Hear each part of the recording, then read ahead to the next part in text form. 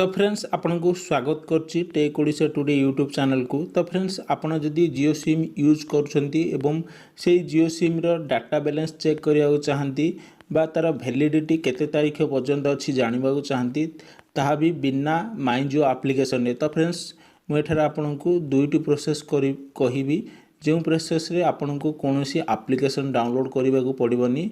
आपन directly SMS करी किंबा कॉल करी आपणकर मेन बैलेंस केते अछि ता सहित आपणकर डाटा केते अछि आपण चेक करि परिबे।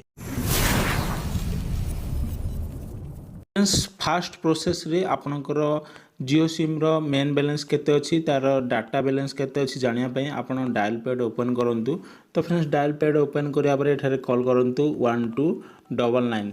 तो फ्रेंड्स आपणकर जियो सिम रे आपण कॉल कर दियंतु। तो फ्रेंड्स कॉल करिया परे ऑटोमेटिक कॉल कटि जिवो। तो फ्रेंड्स कॉल कटिया परे एठारे आपन को एसएमएस आसी जिवो। तो फ्रेंड्स एसएमएस आसिले आपण देखि परिबे आपणकर मेल बैलेंस केते अछि आपणकर डाटा केते अछि। तो फ्रेंड्स एठारे एसएमएस आसी जाई छी आपण देखि पारथिबे।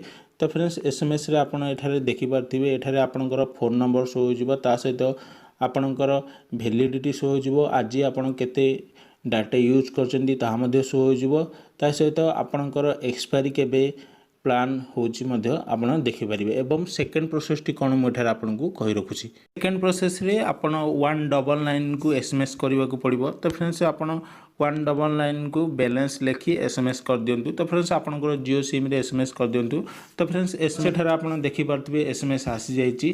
तो फ्रेंड्स एसएमएस टी ओपन करिया ठरा आपण देखि पारथिबे सेम प्रोसेस रे आपणकर एठारे मेन बैलेंस शो निज जियो सिम रो मेन बैलेंस एवं आपण जियो सिम रो नंबर एवं आपणकर एक्सपायर डेट मध्ये आपण देखि परिबे।